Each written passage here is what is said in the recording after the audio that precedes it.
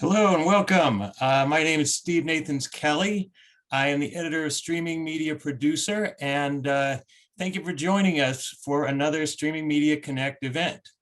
This is our biggest one yet, with 33 panels and presentations covering everything from production and coding, advertising technology, and 5G to all manner of OTT-related topics. As always, all of our sessions will be available in the archives on Stream Media's YouTube channel. I will put the link in the chat. And before we jump into this session, I'd like to thank our diamond sponsor, Signiant, and I'm going to queue up a short video from them. When the director calls action. And action. When the game is on. Pick it up, it's good. Or it's time to save the universe again. Media Shuttle is there. Trusted by more than 25,000 media companies, Media Shuttle delivers, making it easy and secure to send any size file anywhere fast. The journey begins with Media Shuttle portals, customized and branded for any project and designed to be so easy, your end users will love it. All while giving operations teams complete control through a simple yet powerful admin interface. Add users, set permissions, customize file delivery specs, and report on all activity. Blast off with proprietary acceleration technology. Media Shuttle moves your content anywhere in the internet-connected world at hyper speeds. Along the way, your files are protected. Our commitment to enterprise-grade security has made Media Shuttle a preferred tool with Hollywood studios, major sports leagues, broadcasters, and more. With Media Shuttle, your files are never handed over to Signiant. File movement is orchestrated between the end user's workstation and your storage, whether on-prem or in the cloud. Your IT team simply provisions your storage, connecting it to the Media Shuttle cloud service, and Signiant handles the rest. Get started on your Media Shuttle journey today. A journey without limits.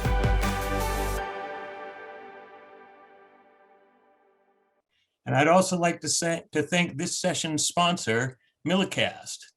And without further ado, I'd like to turn it over to Robert Reinhardt and Tim Brady to talk about Webrtc and next-gen sports experiences. Thank you. Thank you for the introduction there, Steve. I'm going to go ahead and share my screen so I can get my slide deck back up here. Thanks for joining us today. I know it's a little later in the afternoon, early evening for those of you on the East Coast. Tim and I are both here on the West Coast, so it's not quite what would normally be the beer garden drinking networking time at Streaming Media, but we would have a virtual drink with you for sure after this. This is a fun session. Just quickly, the genesis of this session was a conversation.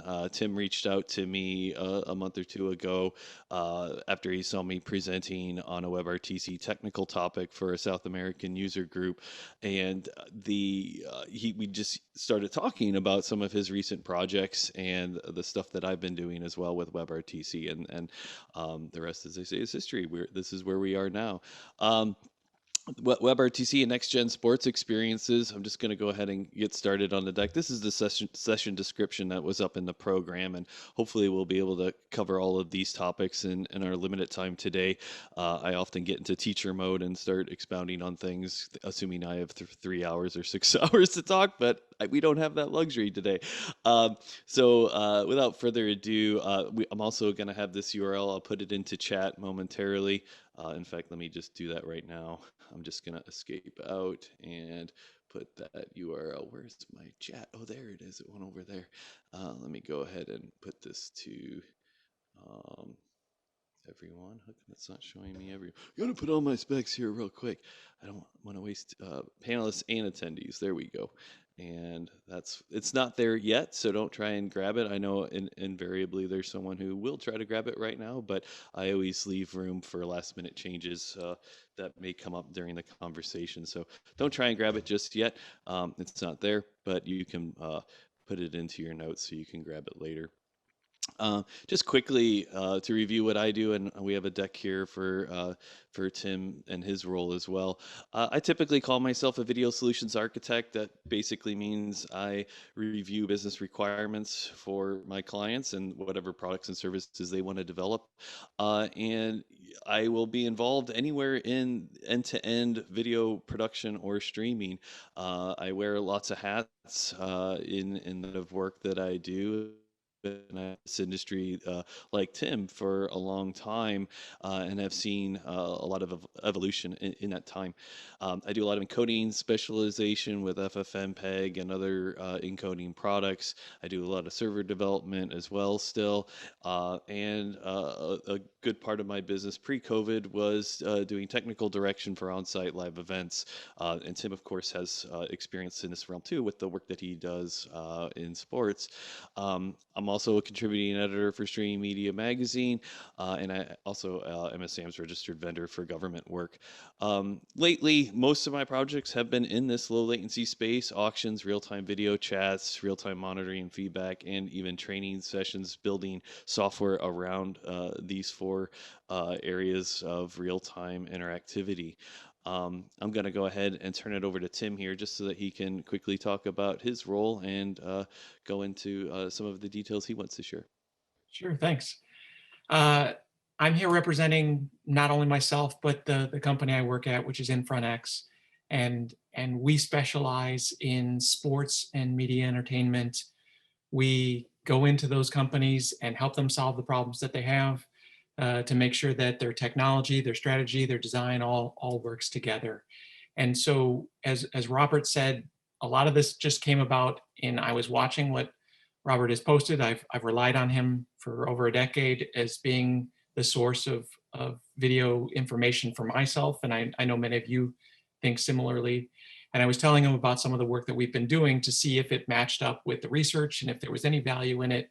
And we realized that there's actually a value in the two of us having a conversation like we normally would in front of all of you and seeing how we can share what we're learning and as we've talked about it, share how as we get into some, call it cutting edge technologies, we almost always fall back to where we were before in doing things by hand. So you get all the benefits of the new technology and all of the labor of doing things all over again to form new best practices.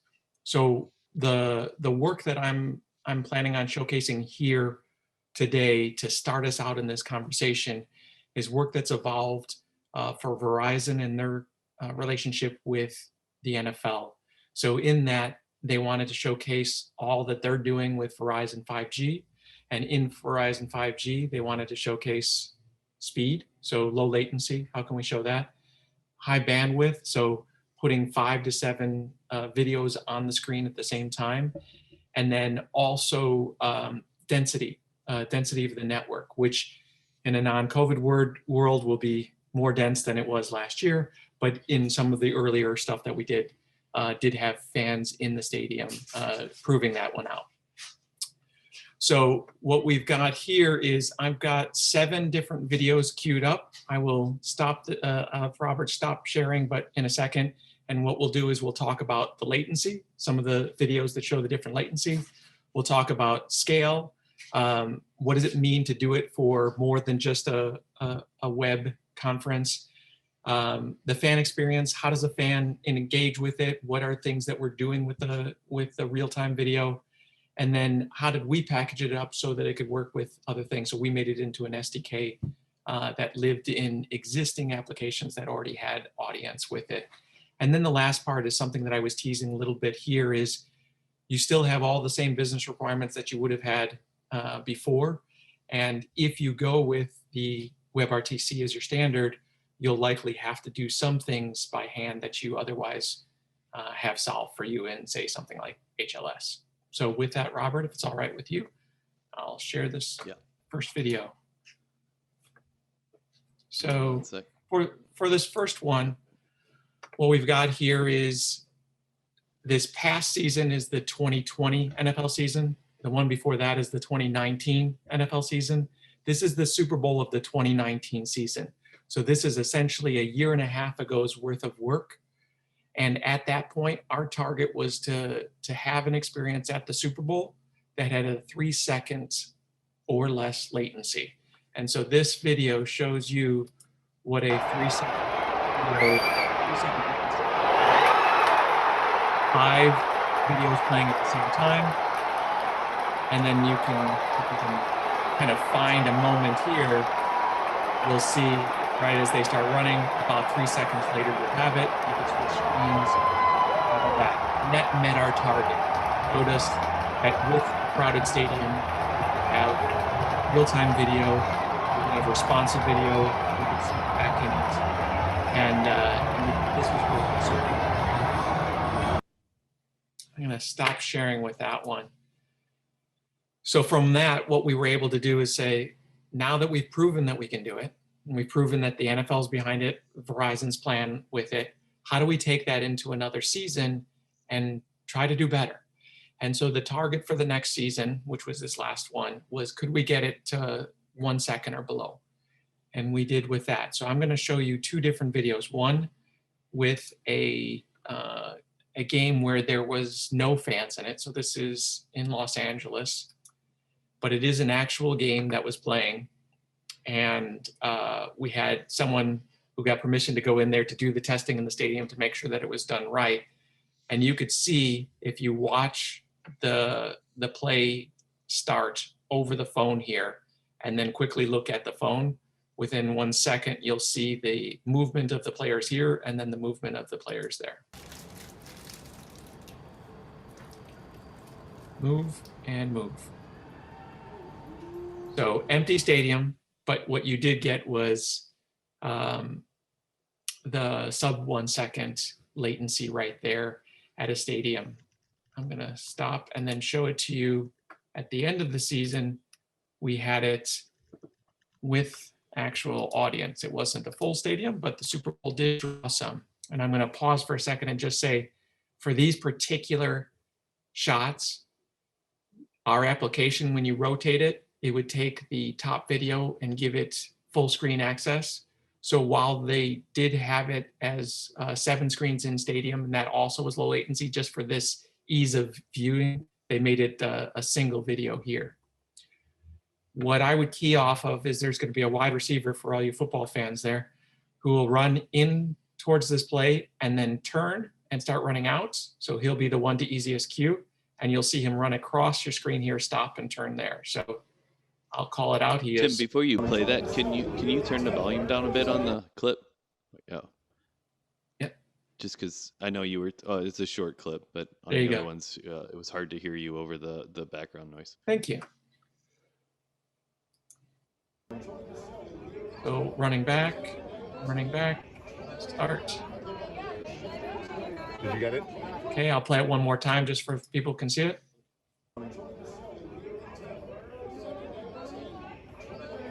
There we go. Did you get it? So what that showcased was the potential that we could actually take the video, we could go from the stadium. So I'll just talk just in general terms for a second. We're talking patch bay in the stadium, getting that through a Nimbus system onto the switch, from the switch halfway across the country to where the encoders were, from the encoders to a CDN with a low buffer rate on the CDN, from the CDN back to the stadium in there. So we weren't doing things that were right there in the facility. We were using all the same technology that folks would do, leaving the facility, going halfway across the country, going on a CDN and coming back and still making that trip within 1 second and still having consistent synchronized playback of all the streams and synchronized between one device and another, and in a large stadium where we could service a group of people on a dense network. Any questions on that one, Robert, that we should go into before I jump into what the experience was like using multiple videos and some of the design decisions that we made? Yeah, the only thing I would ask, and forgive me if you mentioned it, I didn't recall it, but can you talk about the differences just in that tech stack? Like what was delivering the 3 second video versus I mean, I know you're going to talk about the sub-second stuff soon, but like what was in general terms was it just like an HLS feed? Was it what was delivering that 3 second latency? Was that still WebRTC then? It just wasn't tuned? It was WebRTC for both cases. Some of it was just growth in the companies that are using it. So we used one particular software stack for the encoding in the first year, and we swapped it out to another one. So the company that we used in the second year, that is a partner of Verizon Media, is a company called Phoenix Real-Time Streaming, and they're just fast. Like their focus was fast and still being able to do scale. So we were evaluating a lot of places, and there are a lot of players in the market right now, which is great. It's good for the industry. But at the time that we were looking at it, there weren't as many. And the ones that were doing things fast, they really didn't have the portfolio to show that they could do it at a Super Bowl. They could do it, but maybe more for a smaller event, et cetera. And so managing the expectations of someone who could go low latency and do it at scale, we had very few to choose from. And we were lucky that Phoenix was somebody that could handle both. And in that plan, you're sending the video no different than you would in a broadcast signal. You're using all the same kind of transfers that you do if you were a broadcast team picking it up and then putting it in an encoder for a digital. But on the other side, Phoenix was encoding it for WebRTC, hosting it on a CDN, but very low buffer rate, like a quarter of a second buffer rate on a CDN, and then sending it all back on Verizon's transportation network and Verizon's operations team, et cetera. And so people who are used to doing it at a high level for high brands, knowing how to just tweak the systems here and there. And this is an area that isn't my specialty. So I was relying on both of those partners to do their part to continuously make it better. And we found that in 1 year, I was surprised that in 1 year we could go from 3 seconds to 1 second so well. And then in the 1 second, we could have the stability that we had. So kudos Right. to the partners that we work with there. Excellent. The next thing I wanted to show was just what does the fan get out of this? Like, we get a lot out of proving that it works and that it's an interesting playback experience. But what about the fan? And I'm going to stop for a second because it doesn't look like it's offering it. So I'm going to close a couple here. Thank you for your patience. This is where I should have some technical banter ready to fill in. And it is amazing how just even you're commenting on the just the evolution of a tech stack that involves WebRTC, knowing that and I presume there were some enhancements too, even just with acquisition too, or was acquisition still pretty much the same between those, and it was really all just back end improvements between that 3 seconds and 1 second and less? To give credit to the Verizon team who manages the management of the acquisition, you're still dealing with people plugging in cables. Like, somebody's still got to do that well. You're still dealing with a system to get it from the stadium onto a fast transfer, like the switch. The switch is who we used, and so you use the Nimbus system to get to that. So they're still using all the same equipment, but practice. It's one thing to practice it for what you would call a live event, which might be 45 seconds from real time, but then moving it to a real time event, which is really, sub a few seconds. People just have a sensitivity to that, and everybody just got better at it, I think. So I do think that each step of the way that was scrutinized and said, how can we make this a little bit faster? How can we make this a little bit? Right. I don't see anybody slowing down on it. As much as I'm pleased that sub 1 second happened, I think people are going to start breaking a second down into smaller increments and talk about the nanoseconds of it, because it's a race that really doesn't have much of an end. So I'm just glad that we're in the 1 second range, because it feels very real time at that stage. I also just wanted to, like, when it came to, like, there's a pretty, like, you don't have to rely at all on what the people in the production booth are doing, right? Like, you have a completely separate feed that that originates from the same cameras that are used for the network broadcast? Or are they different cameras? Like what, I don't know if you want to go into that at all, because it certainly might be of interest to some folks here, but I can wait till Q&A before No, I'll cue it we up go with into some this things. clip right here. Okay. So I'll rewind in a second here, but this gives you a quick look at the application for someone who is in the stadium. They got 7 different angles. These angles are all different angles of the source of the broadcaster. So they were able to give us the source camera stream and play that out. And for anybody outside of the Steam, we got the mixed broadcast version, and we can get into some of the details of this. I'm focused on the in-stadium for this because that's where your real low latency is. But you're talking about the broadcaster's signal that they normally would feed into the truck to mix to make whatever their composited piece would be. We got to pick that up as the source, which would be a broadcast source, send it over the wire, and then convert it down to whatever we wanted. In this case, we chose WebRTC, but it could have been an HLS, it could have been whatever we wanted, but it was the source that broadcast would use.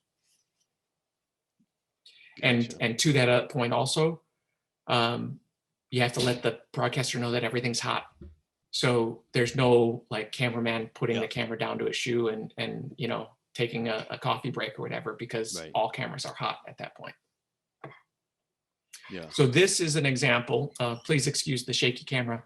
This is a television watching the Super Bowl and someone taking a phone and just recording what they were seeing on the television, which was the promo. So this is how CBS and Verizon promoted what the fan experience was like while the Super Bowl was going on. Tonight, fans at Raymond James Stadium, one of the newest stadiums outfitted with Verizon 5G Ultra Wideband, the fastest 5G in the world, are getting closer to Super Bowl 55 with access to up to 7 live camera angles using 5G Super Stadium in the NFL.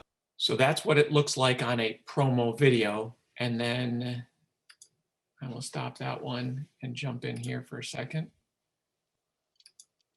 And then let's just watch a screen share for a little bit. So here's about 2 minutes of the application running. So nothing special that I'm showing other than while you're watching it, this is the broadcast signal. So this is out of stadium. This is the broadcast signal showing a replay, but now they're in sync. So you can see this is the broadcast using this angle and they're in sync with each other. They've now switched to another angle. These 4 just happen to be other camera angles and they'll jump around here, but you can watch the synchronization of the 5 different angles while the app is running and see that they stay in sync throughout it. And then I believe I'm also going to jump back on this one. No, this is just a straight playback.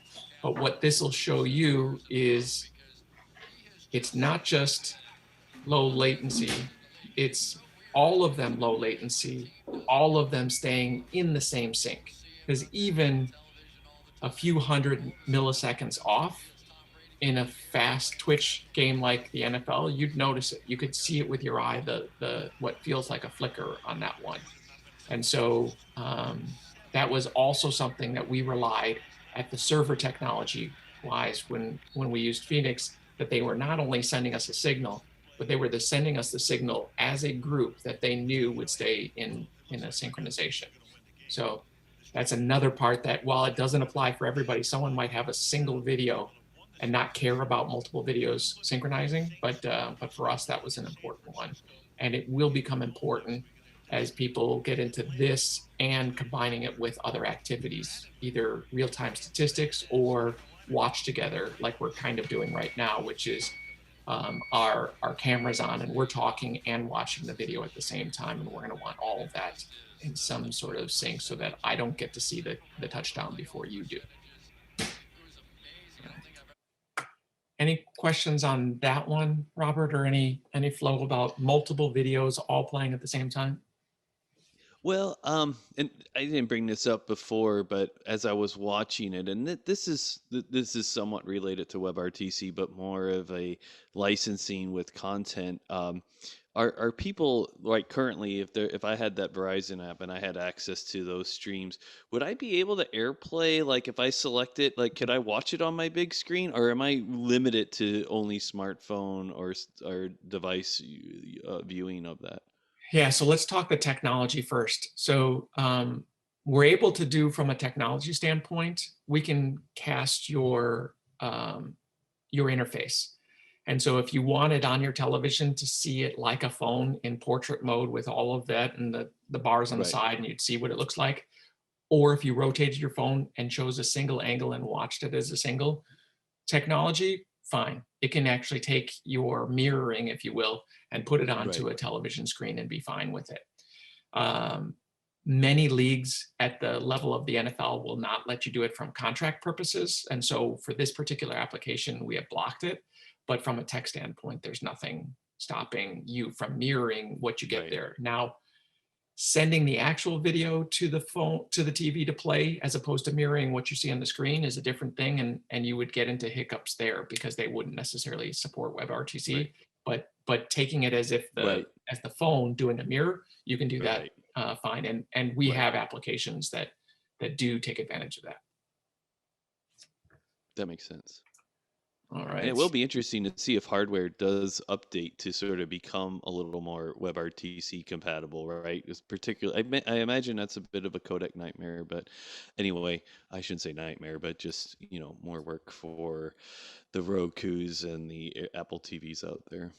I would think that over the next year or so, we're going to see how far WebRTC goes and how far low latency HLS goes, and see if there's a definitive winner, and or if multiple get reasons to play. But it will definitely put pressure on headsets, television, connected TV, all of that, to start supporting it if it sticks around. And everything that we're seeing, because we've been using it for 2 years now, is that it works. Like we believe that it has a real value in live sports, if nothing else, live events.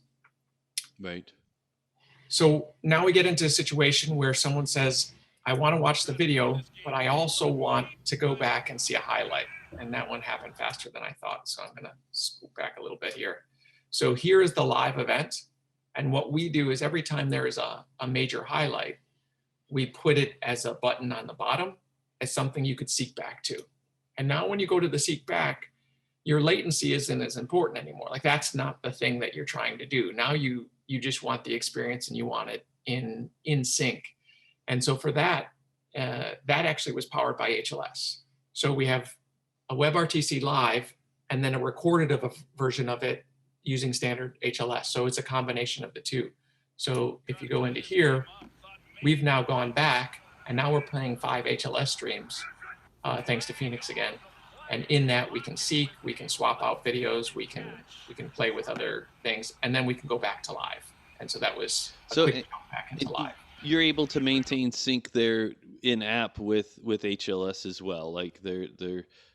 And we got spoiled. We maintained it by relying on the server to maintain it for us. So we didn't do some of the tricks that people are doing on the client side with the players talking to each other and essentially jittering themselves into sync.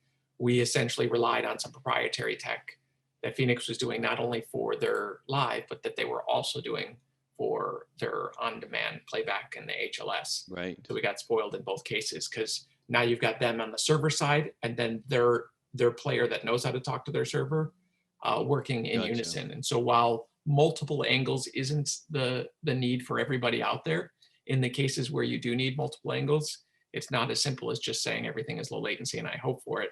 The synchronization is its own technology as well. And I don't know if this is too low level, but from so did Phoenix basically give your app developers an SDK that allowed them to quickly just draw is it multiple HLS URLs or is it really just one HLS URL for all 5 feeds? Because I know the spec can accommodate multiple tracks, multiple audio tracks, but I don't know if that's or if that's even something you can talk about. This is the right audience to get into it, and so let me let me talk about what I do know or what I am guessing at times. So as I understood it by the way that it was implemented, yes, we did get an SDK. So they not only provided a server, but they provided a player SDK that we used. And in that, when we did use it to play HLS, everything that I understand about it is that they were individual streams. And so despite the spec being able to say, give me one as all, they might have leveraged that to keep it in sync, but we were actually requesting individual ones. And then we were at times, while we had individual ones, we would rotate the phone and you'd get a single one and we would choose which one we would want to play at that point. Gotcha. And then the last one that I wanted to show here was the app flow. So in this case, this is more probably for curiosity's sake than anything else for others. If you're gonna make a cutting edge experience and you want it to be something that has a decent amount of traffic to it, making a new app and hoping that everybody will come to it isn't necessarily a realistic plan. So leveraging the apps that already are in market and then encouraging them to integrate this experience is the way we went. And so this shows you a fan going into the existing NFL app.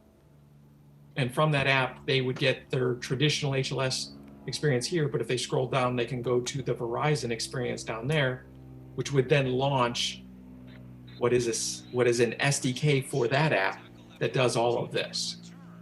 And so we were able to live fine in there and play inside a larger application, even though we were doing things that required some fresh or new technology. And so we say that to the folks out here saying, if you do want to do this and you're afraid you're going to get into library conflict and not be able to be maintained inside as a larger, call it container app, we found that it was something that we could do.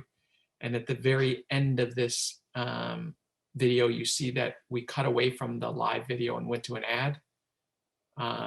That'll queue up a conversation here, Robert, that we kind of teased in the beginning that I'll throw into at the end is, if you are doing this for traditional media that has traditional monetization options like mid-roll advertising and live events, WebRTC was not ready for all of that. Like it doesn't have all of the friendly access that we would have using an HLS stream, doing client side or server side, and everybody's got an app and everybody can integrate it with it fine.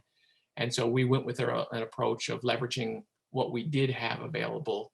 And like I was talking to Robert before, this idea of almost going back to how we used to do things 10 and 15 years ago, where you'd roll your own wherever you have to do it. And so that's where we made our best guess with it. But we think that for folks that are kind of rolling their own, we'll share in conferences like this and start to get best practices, and then someone will turn it into more of a standard for us. Or for a lazy person like me, I rely on others to make a standard for me.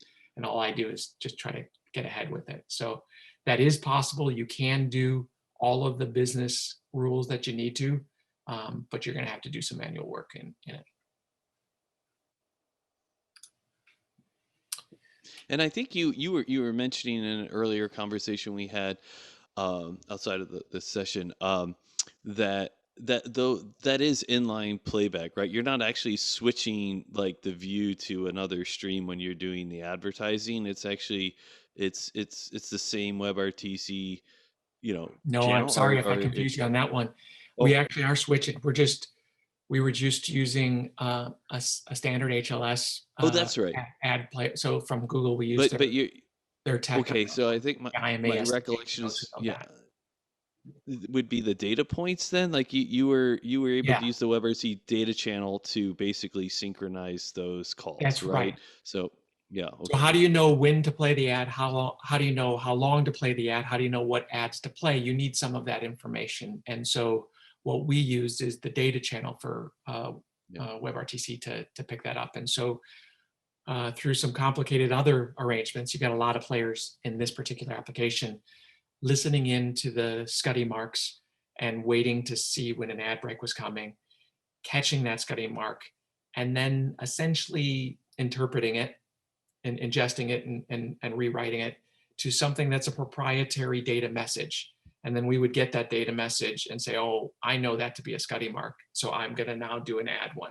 We were also using that data channel at the same time in another channel of that data channel to pass the closed caption information. So we were just doing bursts of closed caption time after time in that data channel. And so you're reading, you're ingesting that, you're looking for it, you're reparsing it, you're placing it in there, you're doing proprietary parsing on the client side, and then doing proprietary front end on the client side. So you're rolling it by hand, but it's all doable. It's all the same stuff you would have had to done 15, 20 years ago in the Flash world with all of that and try to keep up with it. But it was worth it. It was worth it so that we could actually have an opportunity to work with some high trafficked. And when you say that proprietary, is it your hope though that, you know, when it comes to something like utilizing the data channel of WebRTC, that we can start to standardize how those, so that when it doesn't matter what advertiser you're working with, or, you know, if you're working with some, you know, vendor that is, you know, supplying advertising, you know, because like, you know, it could differ by region, right? Local markets, they're all going to have different advertising potentially. And so, you know, so is that, you consider that proprietary right now in terms of how you've implemented it? And is that just by the nature of you had to roll your own, but you're hoping that maybe one day some of these things, I mean, obviously you're doing things that will remain proprietary, but when it comes to some of these more, you know, everyone's going to need to do this, right? Like that will, you know, it's not specific to just the NFL and sports that you would want to. We don't want to own any proprietary on ads or closed captioning. Like we want that. Right. We want everybody to have that, and nobody has to make it again. But we had to do it our own, and we did it opportunistically. We did it for what we needed at the moment. So we didn't do it as a standard that we know would work for everything else, that we could just say, here, take it and go. So we cut to just what we needed at the time to make sure that we had it. But we hope that at some point it does, so that you can use the Google IMA SDK to do your ads and have it work nicely in the WebRTC world. That you could do Nielsen tracking and have that play nicely in the WebRTC world. Once again, just constantly trying to figure out the best way to do some of those things that we all have as business requirements working with broadcast video. Right. I didn't want to shortcut you from finishing any of the demos. Was that it for video clips, or did you have more? That was it for the video clips.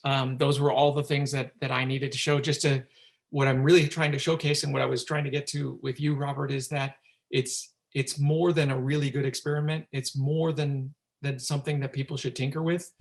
This is in market now. Like that, there's going to be some hesitation because it doesn't support easily all of the business rules that you have there. But for the cases where you want to be low latency and near real time, so 1 second, that sort of thing, and you want to do it at scale, it's there. Like there are companies out there that can support that, and you shouldn't be hesitant to get into a project knowing that was the beginning requirement. Nothing against the folks that are doing HLS low latency, that's fine. We just didn't see that as low as what we had option for WebRTC. I want them all to chase that and go as low as you can go. But if you have a project that has high traffic and you're worried about stability and scale and use, my intent in this is really to showcase that NFL is a good example. Verizon is a good example. These are big brands doing big things, and they were comfortable doing it at a larger scale. And again, you may have said this earlier, but just to recap it for anyone that may have joined late, when it comes to this experience, I mean, Verizon obviously big behind this. Like if I was on another network besides Verizon, I wouldn't have been able to have used that experience. Like, would I have to be on Verizon's network if I was in stadium experience, or how did that play out? The different networks are going to tout their specialties. We are spoiled with what Verizon does well. So when you're in a stadium, that stadium has a network provider, and that network provider isn't the same in every stadium. And so they have differences. Right. And so Verizon's in-stadium experience with 5G and what they offer, that's what this application is supposed to tout. And so when we're saying sub-second, we're not only saying sub-second as possible, we're saying sub-second with Verizon as the network on it. It's quite possible that others are going to chase it and may be near as good, but since Verizon is the one that was behind this one, I know they can do it. And Right. I'll Well, let and it's everybody else do the experimenting. But there is last mile network work that's involved in it that it worked for them.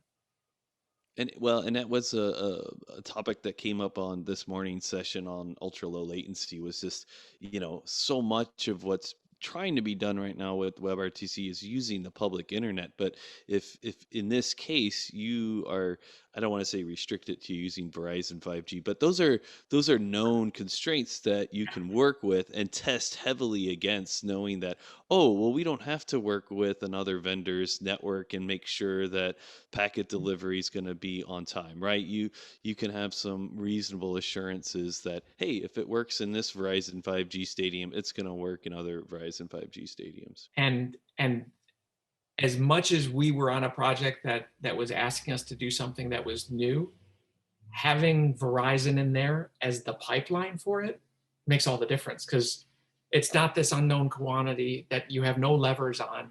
They're watching the network, they're watching jitter, they're watching all of the things that they can control, and they can optimize that through the whole pipeline all the way down to the stadium and the usage there. So it was cutting edge with the safety net, because we were able to try something new, but know that we were covered from an infrastructure standpoint that is spoiled. So we think that things are going to get better for everybody, and everybody's going to be able to do more with it. But for right now, yeah, if you get on a project with Verizon, you're going to get low latency. Right. Well, and it's, for sports enthusiasts particularly, I think that, I wouldn't be surprised if the word got out on how great this experience is, that you might even, if like you're a diehard, I don't even want to say a team that may not have Verizon 5G in their stadium, but whatever that team may be, and if they have Verizon 5G, you might be like, hey, I might just like, and I know that's common, right? Like T-Mobile, all these networks are, I should say, vendors make deals in specific spaces. Like when I was still in the States and I used T-Mobile, they, for a while, like you could stream HBO for free. Like it didn't count against your data utilization, right? Because they had, and they were doing it to try and get, more people to pick up as, subscribers to their service. And so that's huge. I just to go back to the WebRC data channel, I think that was one of the very first things that impressed me with the work that you were doing, because so often in the work that I've done with clients, regardless of the scale, is that they weren't using some of these great things that WebRTC can do, like data channels, right? Like, and you and I, we've been around since the Flash days and prior to that, but, AMF could do all those things with RTMP, right? You could do data exchanges, and not everyone used AMF data, in their live streams, even though it was just sitting there, begging to be used for a lot of these synchronization options, right? Like even in a traditional slide speaker scenario, if you wanted something to sync up with something else, you could use AMF data points to do that. And I just think it's really amazing that I'm seeing, hearing, with such a big deployment that you're working on, that you are really using the transport mechanism to do what it can do. And like I have clients that, regardless of what I talk to them about with WebRTC, like it's just like, why are you running chat with an entirely different socket server It's all and there. a WebRTC? Like you could do this chat with a data channel. It's all, it's probably going to be faster than your other chat mechanism, Yeah, and in essence, the data channel is chat. Like for a lot of folks, they do use that data channel as their chat mechanism, and so we use chat methodology. Like the way that we referred to the data that we were talking about was in chat parlance, because that's a good use of it. But to your point, it makes a lot of sense. And you, because it's two people talking here, keep on saying you, but it's a really we on this one, and it's not just InfrontX, the company that I work with, but a project like this, you've got InfrontX, you've got Verizon, you've got Phoenix, part of them, and you've got the NFL, and you've got all these other players that I haven't even really. The Switch is a part of it, and you've got players that play a part of it, even down to we were talking to a broadcast programmer to write an ingest listener to listen in on the Scuddy channel, to wait for those marks, pull that in, digest it, and then ping an API call to send that out. And you've got to have enough faith in where you're going to take someone who's done it 20 years one way and say, I know how the broadcast standards work. I know how all this works. And you go, great. I know how, you know how it works. And now I want you to take that and make a unique bespoke API call off of it. They're like, but the standard's there. And you're like, the standard's there. It doesn't make it all the way through. So we've got to pick it up, and you understand the standard, which is really helpful. And now you've got to translate it into something else. And so having that mentality of not waiting on the standard to be everything there for you, and saying the standard got us halfway there, and now from that point, we're just gonna get some duct tape and some bubble gum and figure out the rest. And that's fun. Like that's what made this interesting, and the collaboration of all the people that could easily have said, that's not what I do. I do my thing. That's what I do. We were not getting that from anywhere in this whole chain, which was a lot of fun, because you could easily get that somewhere in the chain, and everybody jumped in and said, yeah, I want to see how this works. I want to race to see if we can get the targets here of under a second, multiple videos in sync in a dense network. There was a question here in chat that just popped up. I don't know if you saw it. Was basically about the cost of R&D. Can you just give a rough estimate of time, and I don't, however you feel comfortable talking about it, if you can. Yeah, instead of doing money, and I apologize, you probably want the money one. I'm not gonna go that way, but let's talk about it as a mentality. This is a Verizon project, and Verizon sponsored the chance to do it. And so, as you pointed out, there are other networks who say, I have 5G and here's HBO. Verizon's not saying that. They're saying, I have 5G and I'm going to create a new application that really takes advantage of it.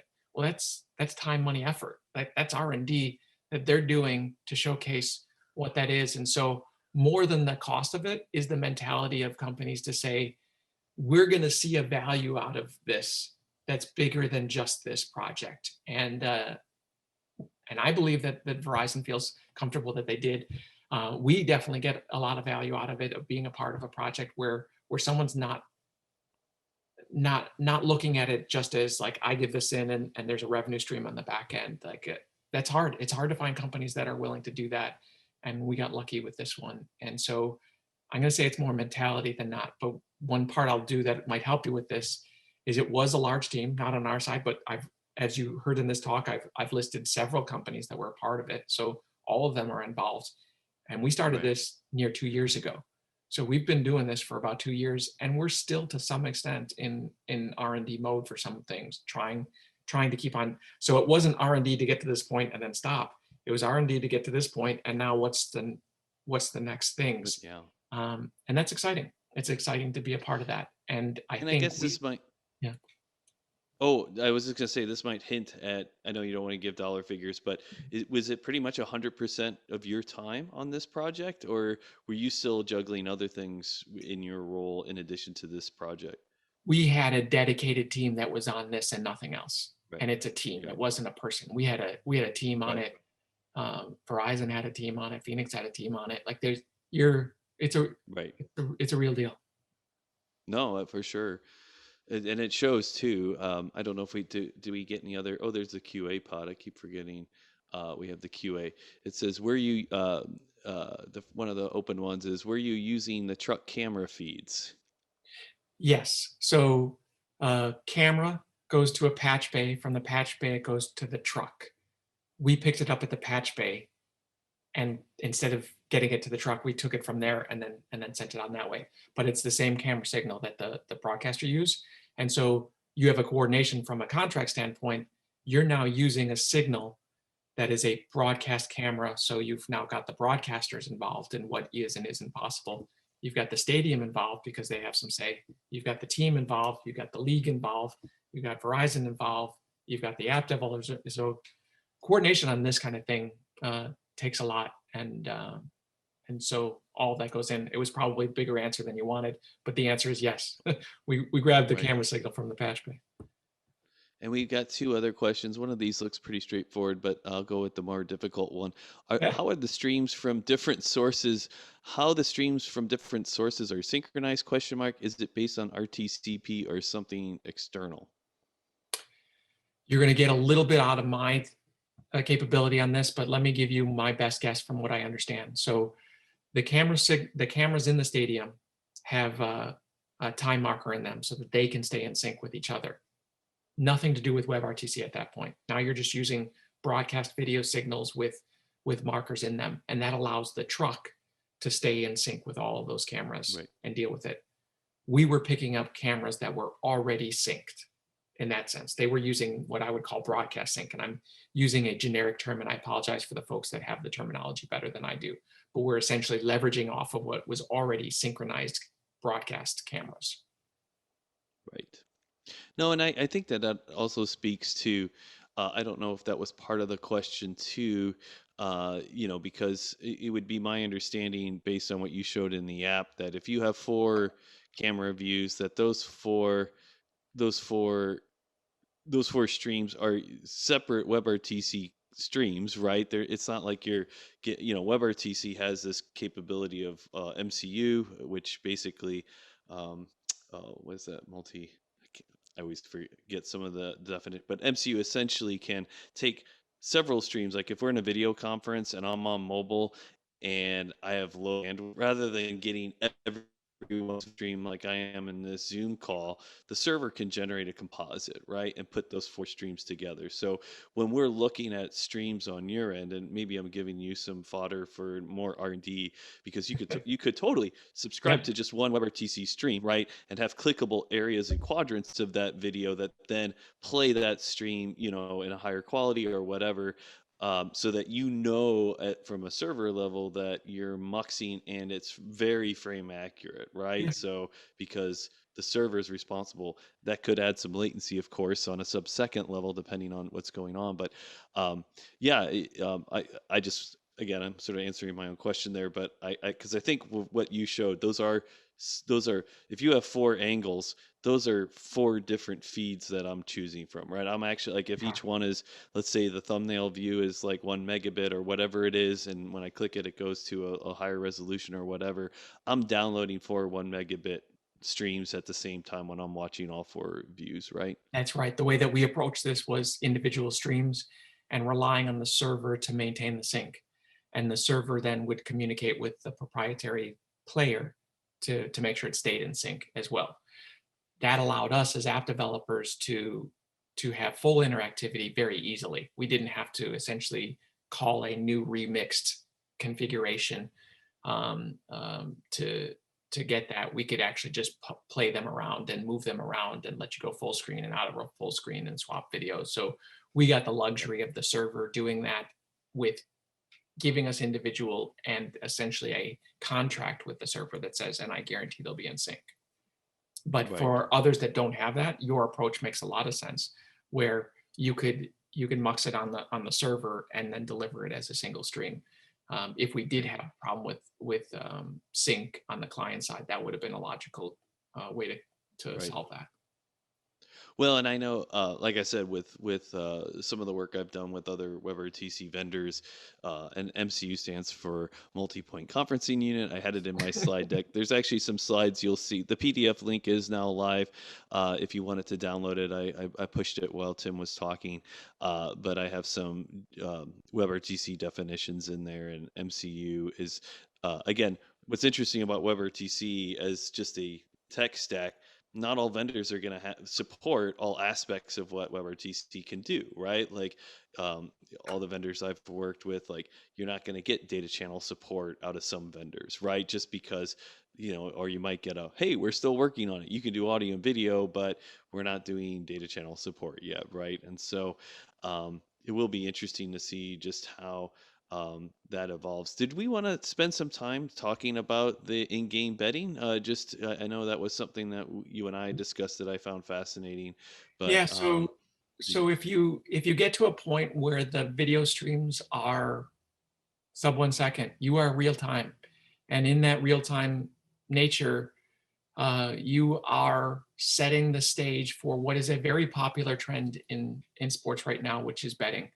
And if you can marry that betting with a video experience, more engagement for the fan, a better experience.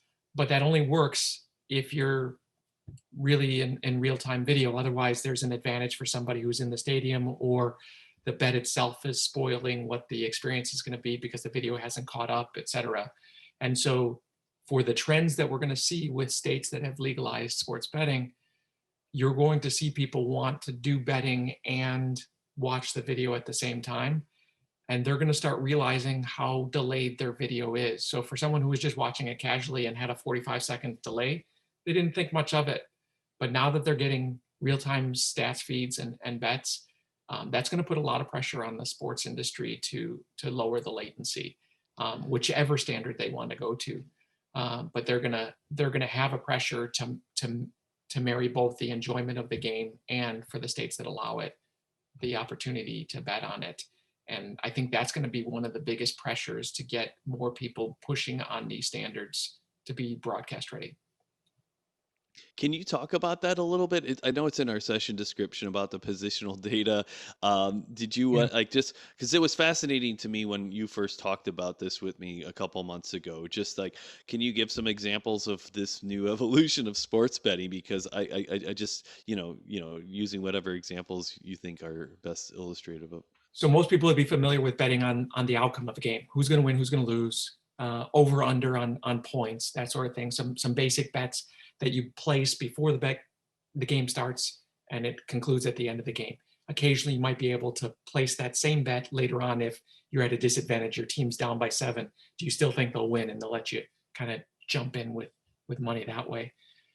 But there's this concept of breaking the game into very small pieces, the micro betting, where you bet on just a single at bat for baseball, or you bet on a single series for a football, a drive. You bet on a possession for basketball, or you can even do it as a whole quarter or something like that. You offer all of these prop bets or micro bets in there. And that only works if the experience, if you're combining it with video, is as responsive as that.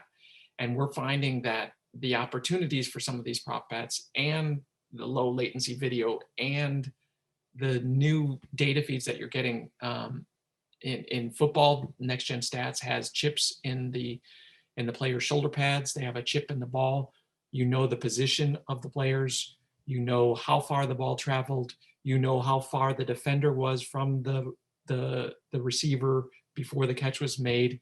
That collection of data, and in real time, or near real time at least, is going to feed a bunch of people that, similar to fantasy football being a craze of getting into the data and having fun with it, doing it now in real time and with kind of skin in the game with throwing a couple dollars at it, you're going to see a burst of activity that way. And one of the things that needed to happen, I think, to make it a full experience was having the video keep up with it. And now it can. Right. Yeah, I mean, to me, that really marries so much of what we talk about as streaming media in these various sessions. There are different tracks here in past conferences where we've talked about AI and all the things that go into machine learning, and obviously you're not going to have a human like typing out these questions on the fly, right? Like, it's like you were giving me the example of like like what's the do you want to bet like that this person's going to throw to this person, right? And like that would be an example of a micro bet, right? Because if they don't throw to that person, then you lose, right? And if they do, then you win. And you're not going to like those are all going to be, they will have to be generated based on what's happening in real time, right? So that's going to involve some pretty, and for me that's just fascinating that that this whole ecosystem of so many things we talk about, sports is like just the proper playground for all this to happen, right? It's a petri dish. Yeah. Yeah. I think I Eric's. know Eric's showing up to basically, he's got the hook. He's going to pull us off the stage here. Yeah, I couldn't be here. I couldn't bring myself to be here at the beginning, but darn it, I'm going to be here at the end. Right? That was awesome. That was really cool stuff. Thanks so much, Tim and Robert, for going through that. And there are a couple questions in the Q&A. We can grab those, paste them into an email and send them to Rob and Tim, and maybe they can answer them after we're all done. We will be back tomorrow morning starting at 10 a.m. Eastern. We've got sessions on OTT customer acquisition and retention, OTT internationally. It's kind of an OTT day tomorrow. We've got OTT workflow best practices, enhanced sports and esports experiences, which are probably going to touch on some of the things we've touched on here. And then we've got a number of tech talks talking about everything from edge cloud to B2B content workflows in the cloud and dynamic ad insertion. So another full day tomorrow. Thank you, Tim and Robert, for helping wrap up the day today. And we'll see everyone next time. When the director calls action. And action. When the game is on. Pick it up. That's good. Or it's time to save the universe again. Media Shuttle is there. Trusted by more than 25,000 media companies, Media Shuttle delivers, making it easy and secure to send any size file anywhere fast. The journey begins with Media Shuttle portals, customized and branded for any project and designed to be so easy, your end users will love it. All while giving operations teams complete control through a simple yet powerful admin interface. Add users, set permissions, customize file delivery specs, and report on all activity. Blast off with proprietary acceleration technology. Media Shuttle moves your content anywhere in the internet-connected world at hyper speeds. Along the way, your files are protected. Our commitment to enterprise-grade security has made Media Shuttle a preferred tool with Hollywood studios, major sports leagues, broadcasters, and more. With Media Shuttle, your files are never handed over to Signiant. File movement is orchestrated between the end user's workstation and your storage, whether on-prem or in the cloud. Your IT team simply provisions your storage, connecting it to the Media Shuttle cloud service, and Signiant handles the rest.